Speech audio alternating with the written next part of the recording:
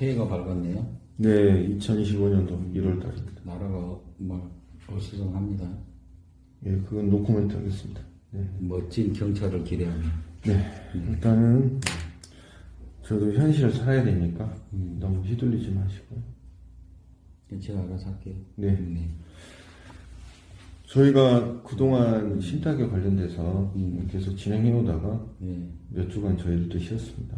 비상계엄 때문에 저도 정신이 왔다 갔다 해서 쉬었어요. 네, 노코멘트 하겠습니다. 아, 예, 네. 예, 예. 네. 제가 언뜻 어느 내용을 보다가 우리 장애인 분들을 위한 하나의 신탁이 있다고 들었어요. 네. 그래서 저희가 유언대우 신탁을 지금 계속해서 진행하고 있는데 네. 장애인 관련된 신탁의 하나의 방식은 어떤 게 있지 않을까? 이제 우리나라에서 이제 상증세법이나 이제 요런 이제 상심세법 52조 2 요런 이제 조항에 나온 장애인 신탁을 말씀하시는 것 같은데 네. 이 장애인 신탁의 좋은 점은 5억에 관해서 증여세 과세 가액이 안 들어가니까 일반 사람한테는 이제 뭐 성년 기준에서 5억 5천 정도를 증여하면 이제 막 이런 식으로 계산을 하면 8,730 정도의 증여세가 발생할 수 있단 말이에요. 발생한단 말이에요. 아, 증여세가. 네. 근데 장애인한테 하면 8,730 정도를 아낄 수 있다. 이게 포인트예요. 일반인들은 내야 하는데 그렇죠. 장애인들이 수익자가 됐을 때 네. 그게 하나의 이제 세이브가 된다, 절세가 된다. 그렇죠. 이제 가장 좋은 케이스를 산정해 보면은 이제 장애인을 두고 있는 부모님들 마음이 그리고 이제 제가 전에 교회에 다닐 때 이제 사랑부라는 그런 데 다녔을 때 부모님들이 꼭 하루만 더 살았으면 좋겠다. 어디됐든 걔가 죽다 다 할 거 하고 보호를 해드려야 보호하고 걔가 먼저 죽고 어머님이 단 하루 그렇게 해가지고 하고 싶다 이제 그러는데 이제 가장 좋은 거는 장애인에게 이제 5억 상당, 5억 6억 상당의 상가형 부동산을 사주고 수익형 부동산. 수익형 부동산을 사주고 여기서 이제 월세 같은 게 나오면 그 월세를 계속 장애인이 받고 그게 5억 상당까지 가도 세금을 안 낼 수 있다는 거죠. 즉 다시 말하면 실질적으로 장애인이 노동력이 많이 상실된 부분도 있고 그렇죠. 현실적으로 생활을 하려면 생활비가 필요한데 그렇죠. 노동력이라든지 기타 생활이 불편한 부분들을 그렇죠. 해소할 수 있는 거는 어떤 식으로든 물질적인 어떤 서포팅이 되지 않으면 살아갈 그렇죠. 수가 없잖아요. 그렇죠. 네. 그러니까 이제 부모가 그런 재산을 상가형 부동산을 해주고 거기서 월세를 이제 장애인이 계속 받고 그 월세가 5억 상당이 돼도 증여재산 가액이 안 들어가니까 8,730 정도의 세금을 절세할 수 있는 그런 걸 그렇게 할 수 있다는 건데 중요한 거는 여기선 장애인이 받는 혜택이에요. 그래서 여기서 이 장애인은 등록상 장애인뿐만 아니라 어떤 분은 세법상 장애인이라고 표현하던데 네. 좀 넓은 개념. 등록상 장애인뿐만 아니라 우리가 말하는 여기 요 조항이 있는데 좀 넓은 개념이에요. 여기서 보면은 세법상 장애인 이거는 제가 좀 이따 찾아보고 말할게요. 좀 세법상 장애인이라고 해도 꼭 등록상 장애인만 말하는 게 아니다. 네. 그렇게 좀 넓게 봐줬으면 좋겠고요. 그 다음에 이거는 민사신탁이 안 돼요. 소탁자가 꼭 신탁회사여야만 돼요. 무조건 조건이. 장애인 신탁은 수탁자가 무조건. 상사 신탁. 그렇죠. 민사신탁은 안 돼요. 그리고 모든 수익을 장애인이 가져야 돼요. 100%. 그리고 수익자가 그전에는 다른 수익자는 그렇죠. 수익자가 여도 되는데 복수여도 상관없었는데 이거는 무조건 장애인만 수익자가 돼야 한다. 수익자는 그렇게 구조를 잡고요. 그리고 이 신탁의 기간이 옛날에는 위탁자가 자유롭게 짰잖아요. 네. 근데 이건 장애인 사망시까지예요. 사망식. 오로지 장애인만을 위해서 장애인한테만 간 그 재산에 대한 가액을 최대 5억이잖아요. 근데 이제 성년이다 면 5억 5천. 5억 5천까지. 중요 재산 공제 한도가 그렇죠. 성년은 네. 5천만 원 있으니까. 그러니까 5억 5천을 하면 그때 8,730이 세이브되는 효과를 갖고 증여세를 내지 있는데, 않아도 된다. 그래서 이제 이름 좋은데 이익만이 가야 돼요. 그러면은 갑자기 원본을 손실시키면 안 돼요, 이거는. 거기서 말씀하신 원본은 최초의 원금. 그렇죠. 그걸 말하는 거죠. 네네. 그거를 손실하면 안 되는데, 근데 갑자기 몸이 아프거나, 그 중증장애도 당했다거나, 그런 병원비라든지, 한 달에 쓰는 생활비 150만 원 정도, 그 다음에 간병인비라든지, 특수교육비라든지, 그런 것들은 빼서 또 할 수는 있어요. 그러니까 그 토탈 금액이 120만 원, 150만 원 이하로 알고 있는데 맞나요? 아니, 그렇지 않아요. 그래요? 이제 요 생활비가, 네. 이제 법 조문에 보면은, 뭐가 있냐면요. 본인의 의료비, 간병비용, 본인의 특수교육비, 그 다음에 장애인 본인의 생활비, 요 생활비가 올 150만 원. 150만 원 환전하는 건 생활비 외에 간병비나 의료비는 추가로 원본에서 인출해서 활용할 수 있다. 그러니까 또 헷갈리실 수가 있는데, 장애인 신탁에서 장애인은 세법상 장애인이고 중증 장애인만을 말하지 않아요. 등록 장애인, 그 다음에 그와 유사한 중증 장애인도 있고 등록 장애인도 있고 이렇게 하는데, 이 원본을 쓸 수 있는 사람들은 중증 장애인이라고 표현하는데, 이제 대통령령에 나온 걸 보면은 장애 등급 상급 이상, 그 다음에 고엽제 후유증 환자, 그 다음에 또 중증 장애인, 이런 사람만 원본을 또 쓸 수 있다는 거예요. 그러면 장애인 신탁이 좋은 점도 있지만 다소 제한적이어서 불편한 점이 있는 게 사실이고. 그렇죠. 그런데 이게 없는 것보다는 이게 있어서 좀 전에 말씀하셨다시피 보호자가 항상 계속해서 생존한다는 보장이 없잖아요. 그렇죠. 그래서 이제 옆에 있는 보호자가 혹시 사망했을 경우 생활비라든지 기타 의료 비용이 계속해서 지원이 필요한데 그 재산을 사전에 상사 신탁을 통해서 수탁을 맡겨놓고 수익형 부동산을 통해서 예를 들어서 일정 부분의 수익을 장애인한테 가게 하면 증여세 8,730만 원 정도 절세하고 대신에 원본 즉 원금에 대한 일정 부분은 생활비는 150만 원 이하.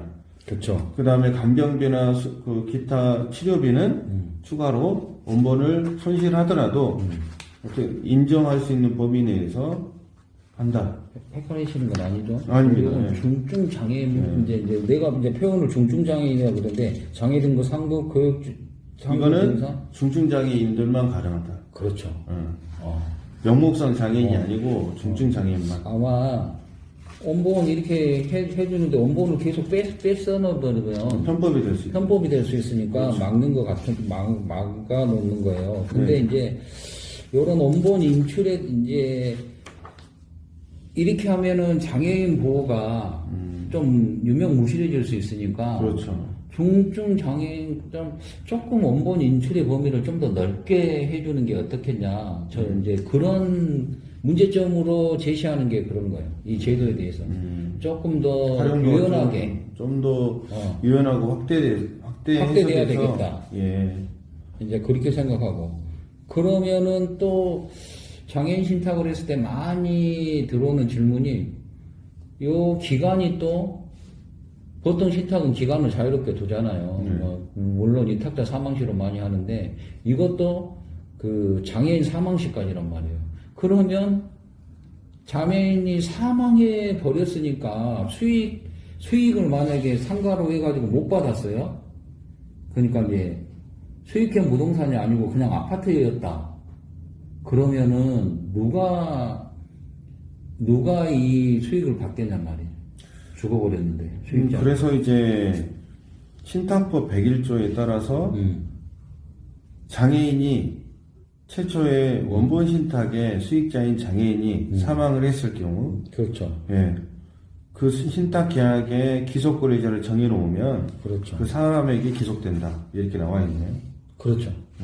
그러니까 이게는 이 기간이 장애인 사망시로 전제되어 있는 개념이기 때문에 요 신탁 계약을 할 때 이 사망시 재산의 기속 권리자는 누구로 한다. 그렇게 미리 정해놔야 된다는 거예요. 그러니까 이제 법무사님 말씀처럼 이제 장애인 신탁에 분명히 한계점은 명확하게 있는데 있어요. 예. 상대적으로 이 장애인 신탁이 없다고 가정했을 때 네. 8,730만 원 정도에 대한 세금을 납부해야 되고 그렇죠. 그리고 장애인의 기타 소통 능력이라든지 사회적으로 봤을 때 정상적인 활동이 불가능했을 때 재산적인 보호가 잘 안 되는 측면에서 봤을 때는 그렇죠. 장애인 신탁은 그래도 장점은 분명히 있다고 생각이 됩니다. 장점이 있죠. 예. 그리고 아까 처음에 적용받는 장애인이 소득세법 시행령 제107조에 정해져 있는데 쉽게 말해서 등록장애인,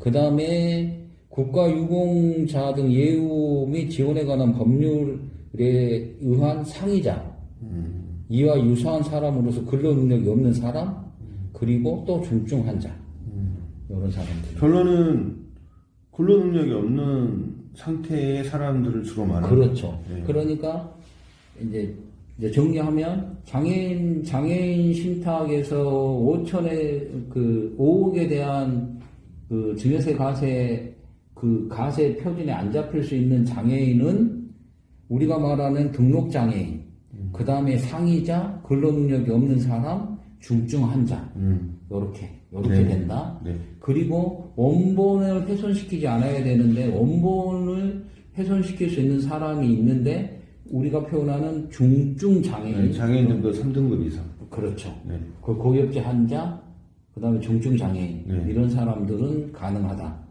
그래서 말씀하신 대로 상가형 부동산을 가진 부모님이 이 장애인을 위해서 이 부동산 사주고 신탁을 해서 계속 이익으로 해서 5억 이상을 빼낼 수 있는 구조라면 이 장애인 신탁이 아주 좋은 제도가 될 수 있겠다. 근데 또 하나 이렇게 해갖고 이익을 계속 받잖아요. 네. 그러면은 장애인들 갖고 이제 장애인 연금이라든지 기타 여러 가지 이런 혜택들이 복수 있는데 혜택은 상실됐다. 그렇죠. 네. 복수 혜택이 상실돼 버리기 때문에 그래서 어떤 분들은 이렇게 어떤 분들은 이렇게 말하시는 분들이 있어요. 그 부모의 재산이 10억 정도 되는 사람들이라면 이 장애인 신탁을 쓸 필요가 없다. 왜? 상속공제가 배우자가 있는 경우에는 한 10억 정도는 상속공제가 그렇죠. 있잖아요. 일괄공제, 그 배우자 공제하면 10억 정도는 그렇죠. 공제가 되기 때문에. 그리고 또 배우자 공제도 그 재산 가액에 따라 또 30억까지도 막 돼버리니까 그렇죠. 이제 통상적으로 배우자 공제가 5억을 받고 일가 공제를 또 5억을 받는다고 했을 때 10억 정도 있는 분들은 장애인 신탁을 꼭 쓰지 않아도 요 세제 혜택에서는 무리가 없다. 그러면 오늘 이제 나눴던 장애인 신탁을 정리를 하면 실질적으로 자산이 10억 정도 이상이 있는 사람은 10억 정도밖에 없는 사람은 이게 뭐 작다는 말은 아닙니다. 예. 네. 일괄공제 5억, 그다음 배우공제 5억 정도 되기 때문에 실질적으로 장애인 신탁을 했을 때 절세액은 5억 5천 했을 때 8,730만 원의 절세액이 발생하는데 자산이 그 이상이 있다고 한다면 일괄공제 혜택이 더 많기 때문에 실질적으로 장애인 신탁은 중증 장애인이 아닌 이상 활용할 수 있는 게 한계가 있기 때문에 그렇죠. 그런 부분이 있다. 그렇죠. 그러니까 아예 재산이 20억, 30억 있는 분들이 쓰면 괜찮다는 거예요. 10억 정도 있는 재산 갖고는 그 세제 혜택만 따진다면 이걸 꼭 쓸 필요는 없다. 그렇지만 아까도 말씀했지만 장애인들을 잘 보호할 수 있는 그런 거. 계속 신탁회사가 관리하면서 계속 이익을 주고 수익형 부동산을 신탁회사들이 잘 관리해서 수익을 낼 수 있고 또 그 이익이 계속 들어올 수 있는 구조라면 제가 생각할 때는 안정적이잖아요. 그러니까 써도 된다고 생각을 해요. 근데 네. 이제 이 세제 혜택에 관해서만 본다면 그런 포인트를 두고 있는 분도 있다.